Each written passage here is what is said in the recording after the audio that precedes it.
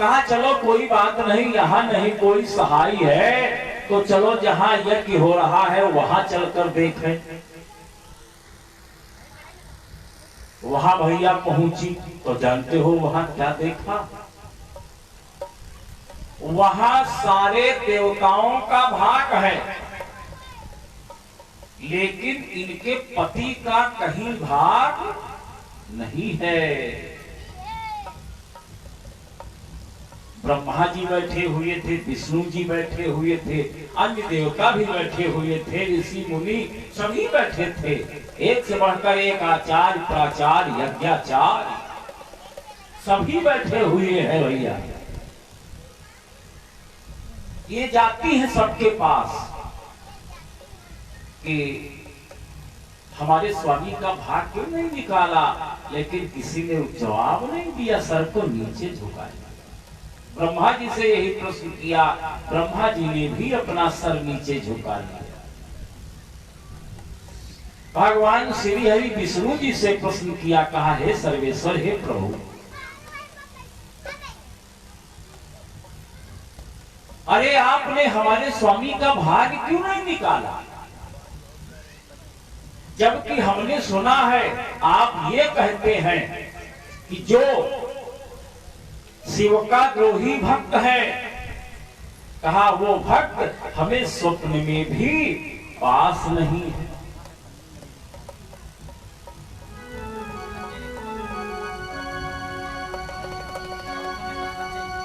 कि शिव द्रोही माम भगत कहावा,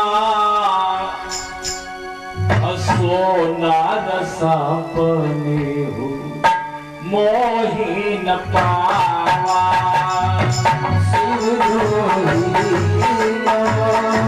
भगत कहावा,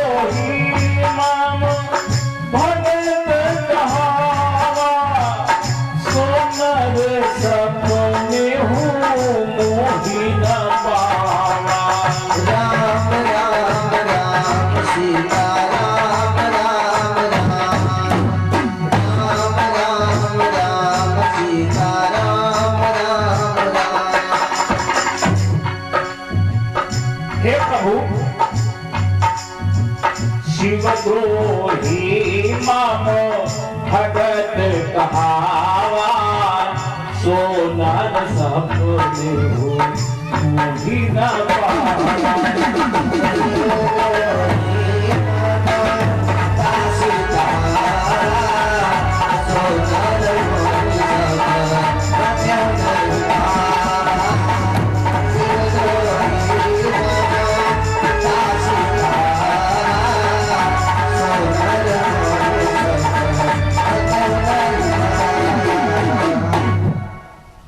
अरे कहा शिव द्रोही मम भगत कहावा, और सोनर सपने हूं मोह न पावा। अरे फिर प्रभु यहाँ आप क्या कर रहे हो? कोई उत्तर नहीं दिया, सर को नीचे झुका लिया। ये महात्मा दधीच का दिया हुआ श्राप है देवताओं को, वही आज भुगतना पड़ रहा। श्रोताओं,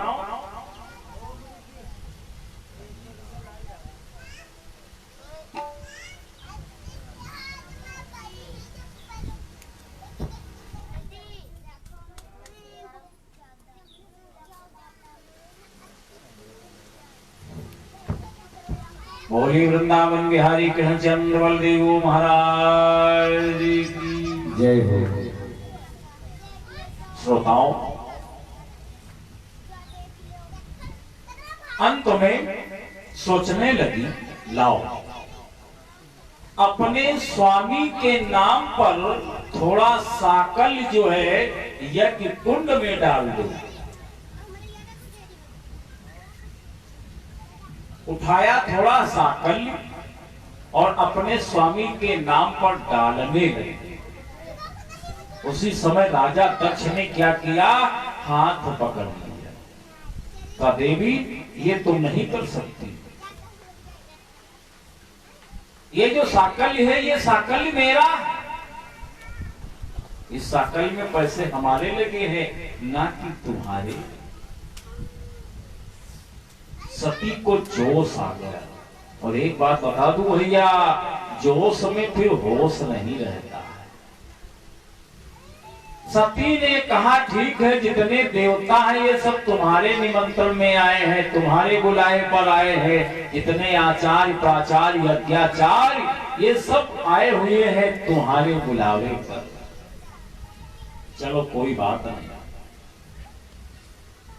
ये जो शरीर है ना ये तुम्हारा नहीं है, ये शरीर मेरे स्वामी का है। पत्नी सब कुछ सह सकती है लेकिन वो पति का अपमान नहीं सह सकती। उसी समय क्या किया भैया, अपने पति के नाम पर अपने शरीर से योग अग्नि को प्रकट किया। बहुत से विद्वान लोग कहने लगते हैं कि सती जो है यज्ञ कुंड में गिर गई, लेकिन देखो भैया यज्ञ कुंड में तो वो गिरता है जिसके पास कुछ होता नहीं है। सती के पास क्या था, सबसे बड़ा उनका सतीत्व था। सतीत्व के माध्यम से शरीर से योग अग्नि को प्रकट किया। तुलसीदास लिख रहे रामचरितमानस में,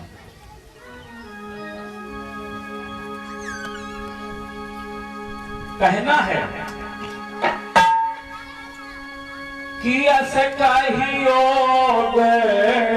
यज्ञ तान जारा,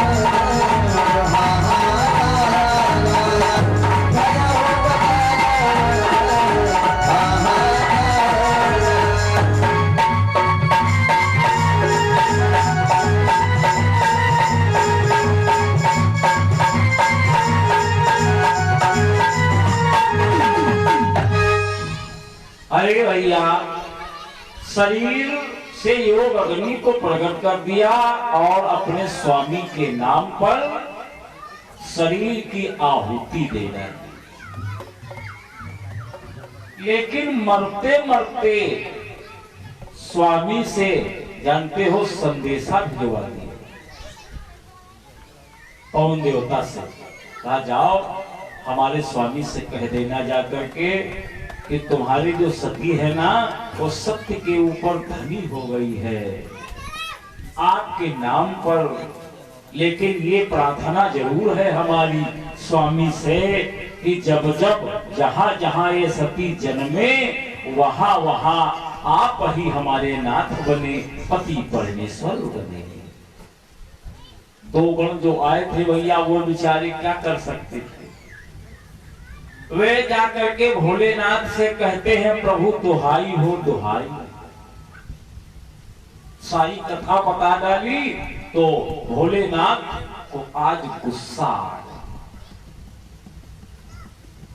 उसी समय अपनी जटा को खोला और जटा से एक बाल निकाला और पर्वत पर पटक दिया। और जिस समय पटका तो कौन प्रकट हो गया, रोहित बाबू वीरभद्र प्रकट हो गया। बोले वीरभद्र भगवान जय हो। कहा प्रभु आदेश। भोलेनाथ ने सारी बात बताई, कहा कनखल में जाओ और देखो वहां क्या हो रहा है, वो उचित दंड दे करके आओ। आदेश का पालन किया। वीरभद्र वहां से जिस समय चले तो जानते हो ऐसा महसूस हो रहा प्रलय आने वाली। आज पहुंच गए कनखल में तो ब्रह्मा जी ने जब वीरभद्र को देखा ना तो खपड़ी हाले लाए।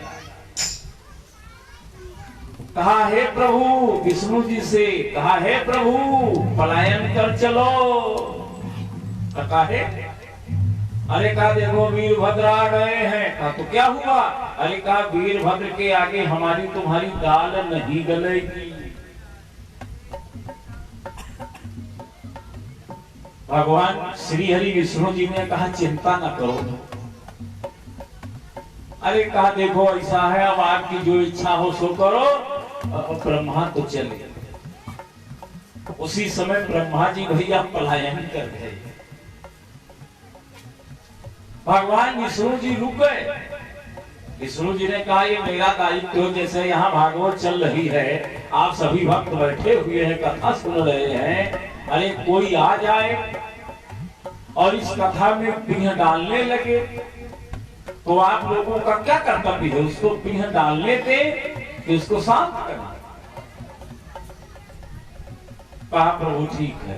ब्रह्मा जी तो चले गए और इधर वीरभद्र के आते ही भगवान विष्णु जी वीरभद्र को रोकने लगे। लेकिन रोकने में कहा वो रुकने वाले हैं?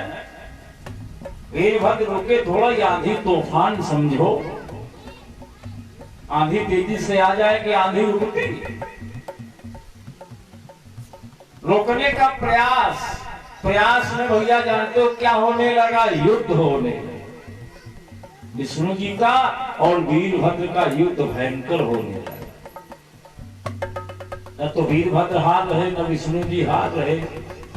और हार किसी को पसंद नहीं है। दुनिया में ऐसा कोई नहीं है जो हारना चाहता, सभी तो जीतना चाहते हैं।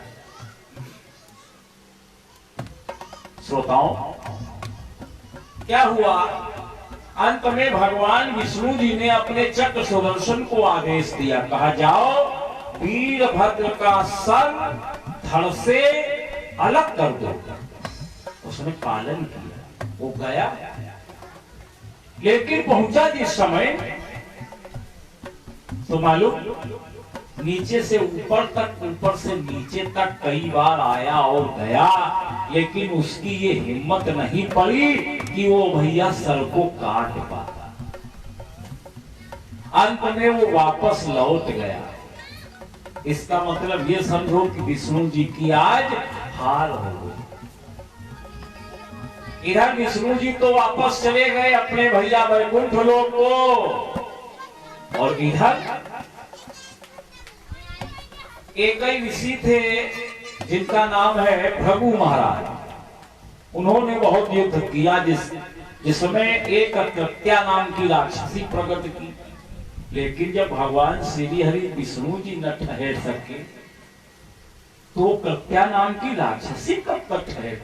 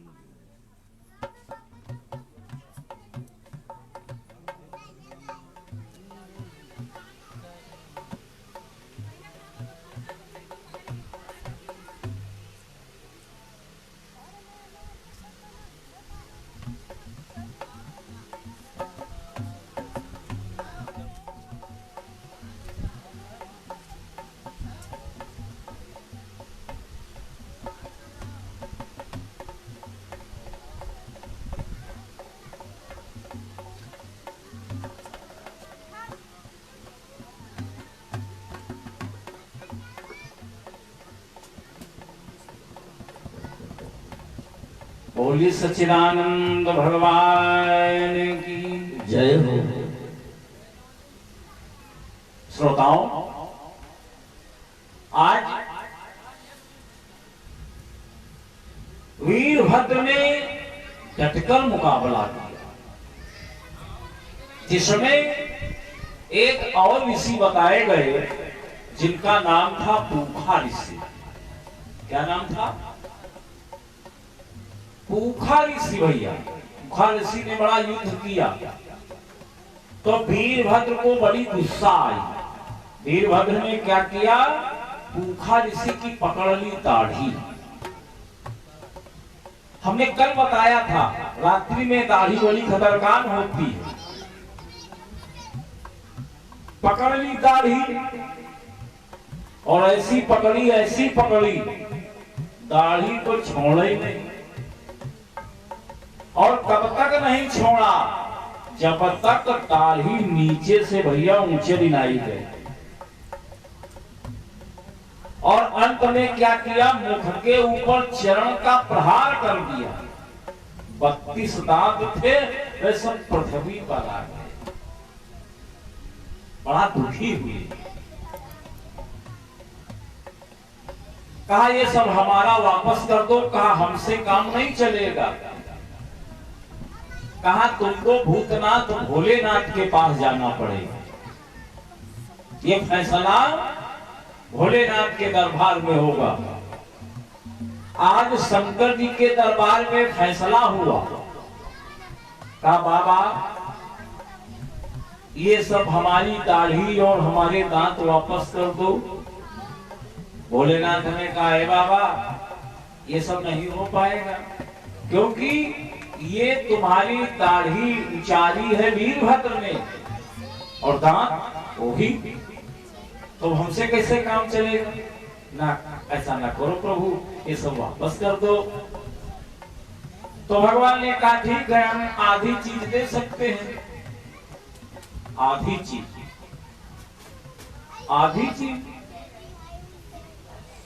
चीज से कैसे काम चलेगा? कहा चाहे आधे दांत ले लो और चाहे आधी दाढ़ी ले लो।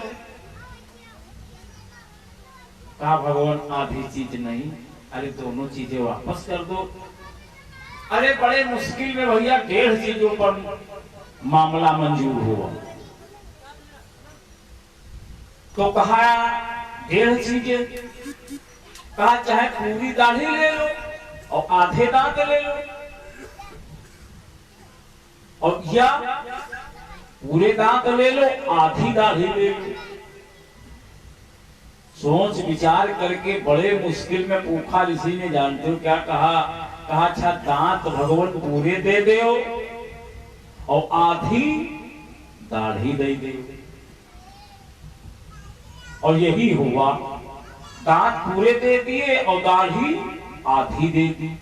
आज भी पूखा ऋषि के वंशज इस धरातल पर हैं। देख लेना, जिनके यहाँ पर इतनी दाढ़ी जामे, बहुत लोगों की इतनी दाढ़ी जामती इतनी, तो वो सब जान लो ही पूखे ऋषि के वंशज हैं। और इधर वीरभद्र ने ऋषियों मुनियों को मार करके जो है जानते हो उनकी दशा बेदशा कर दी।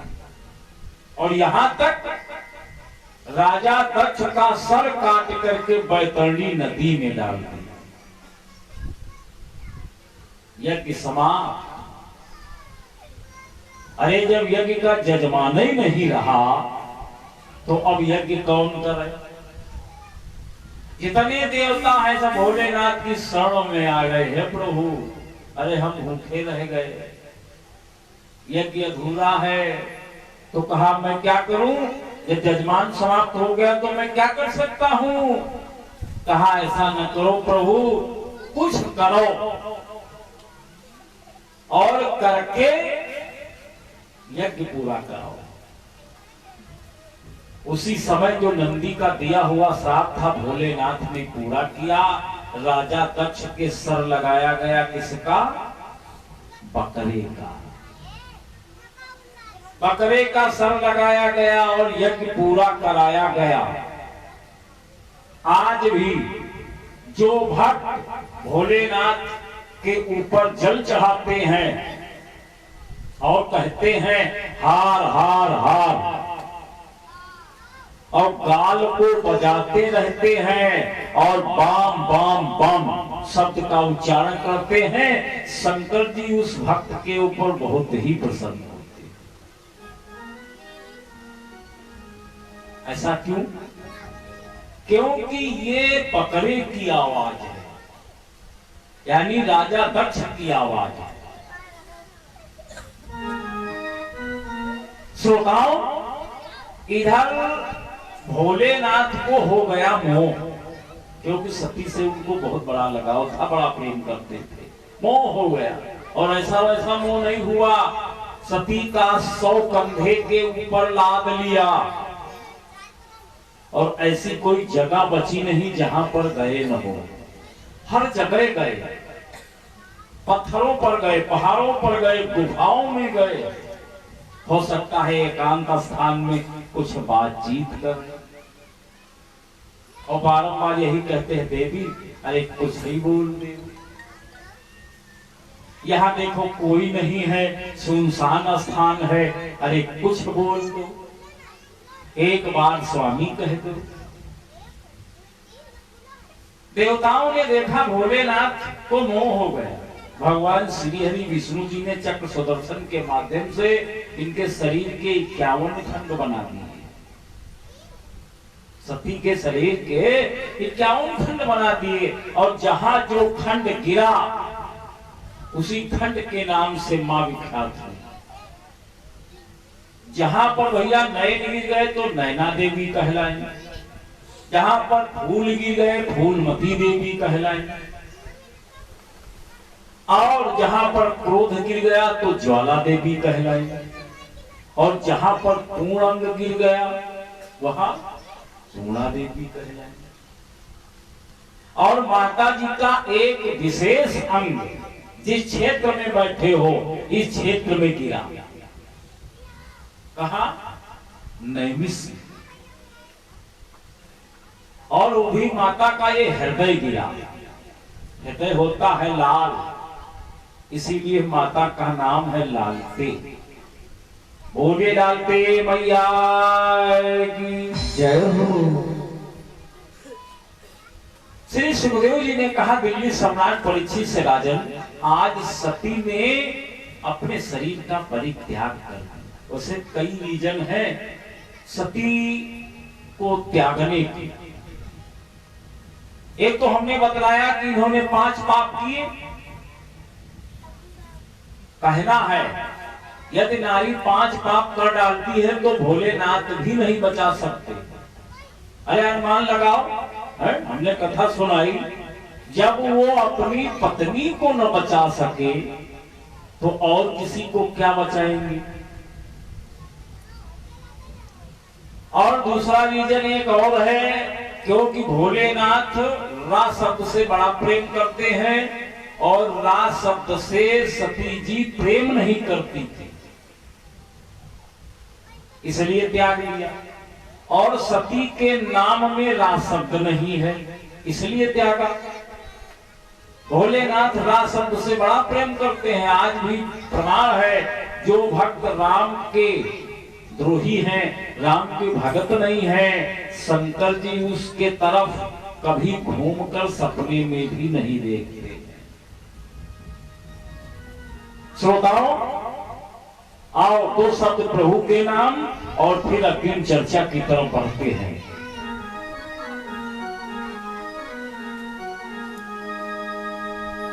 सभी भक्त बोलेंगे भैया, अरे बम बम बम बम लहरी,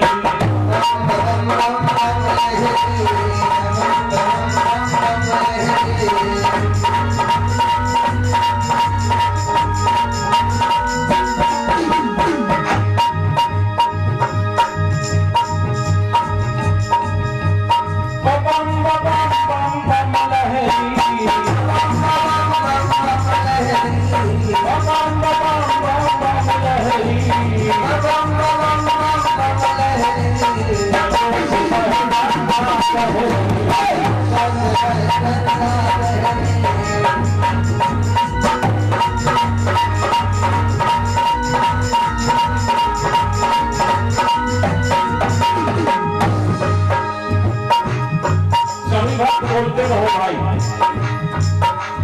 कहलाते हो शिव भोला, कहलाते हो शिव भोला, गाते हो भंता डोला। गाते हो भंता डोला। अरे गाँव का होला हो सहेली, बम बम बम बम।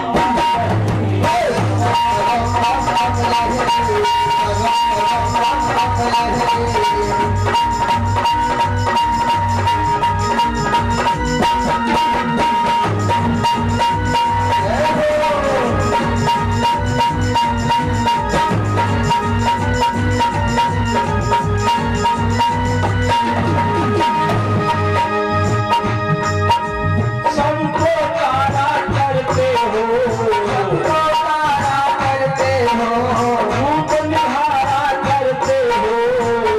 निहारा करते हो। और शाम हुआ हो तो पहली, शाम हुआ हो तो पहली।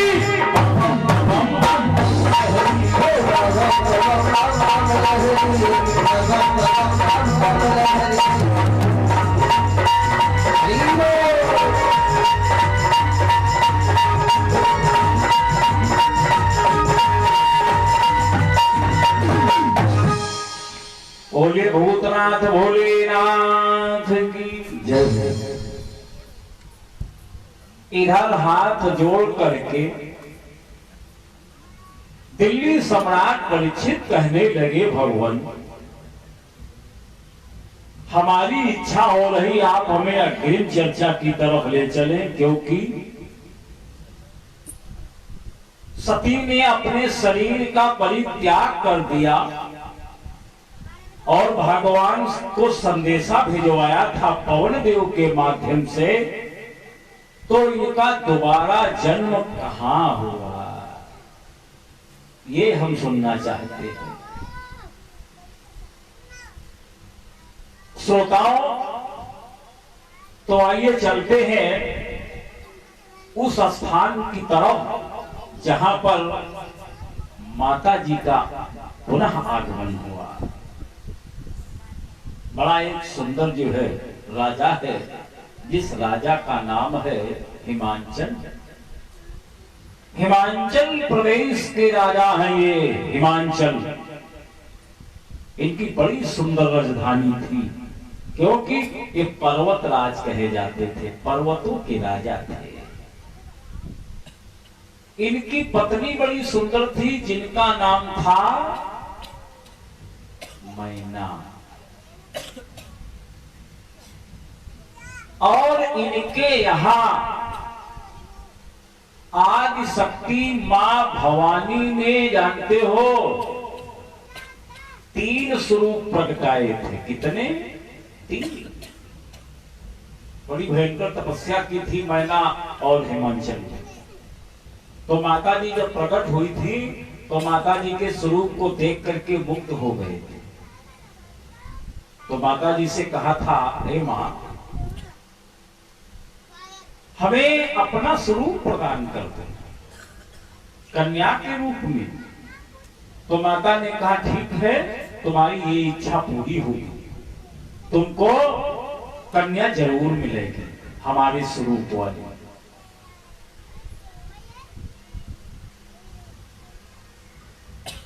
लेकिन एक नहीं, 3 कन्याएं तुमको मिलेंगी। 3 कन्याएं।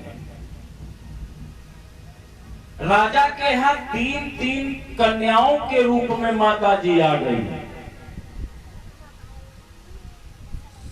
और तीनों जो है बड़ी सुंदर कन्याएं हैं। धीरे धीरे इनकी उम्र जो है बढ़ रही है भैया।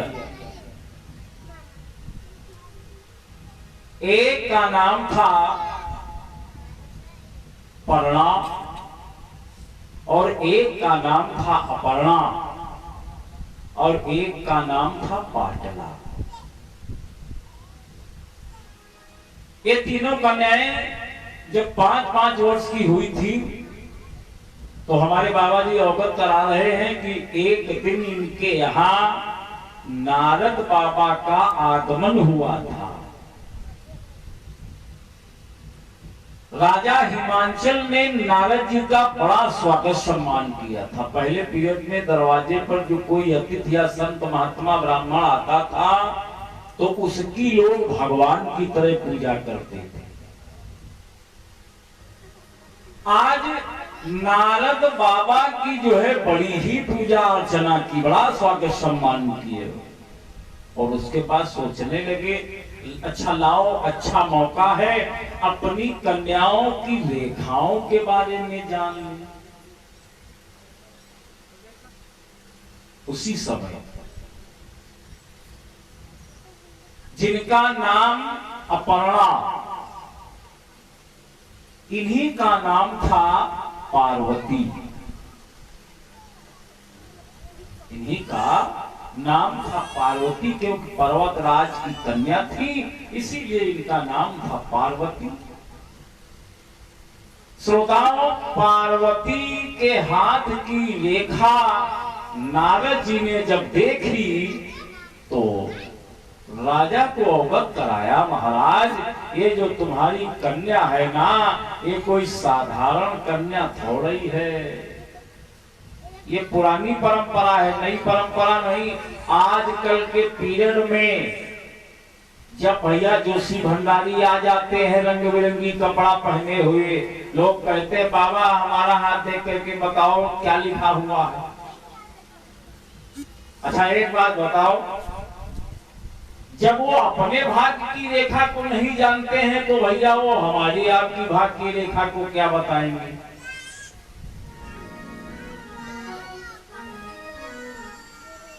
श्रोताओं,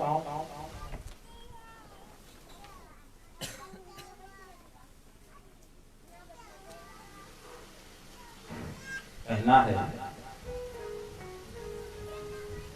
नारद जी ने कहा राजन ये जो तुम्हारी कन्या है ये तुम्हारे भाग्य की निशानी है और स्वयं आदि शक्ति मां भवानी का अवतार है और सारे संसार में पूजनीय है और पूजनीय कहलाएंगे। कि नारद बोले गिरी राजभक्तो यह कन्या नहीं भवानी है।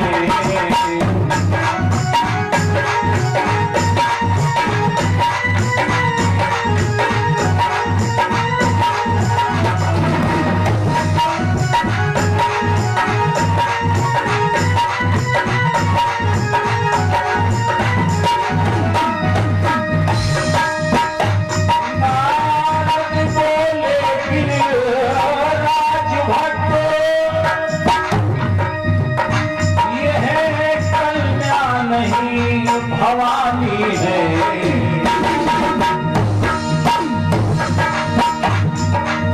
आदि आई है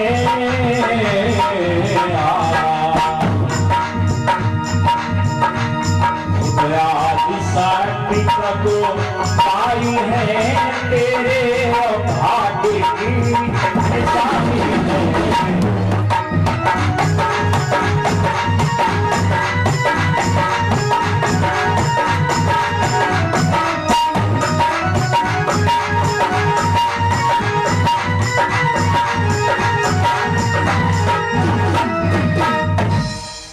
अरे कहा कि तुम्हारे भाग्य की निशानी है, सारे संसार की आदि मां है।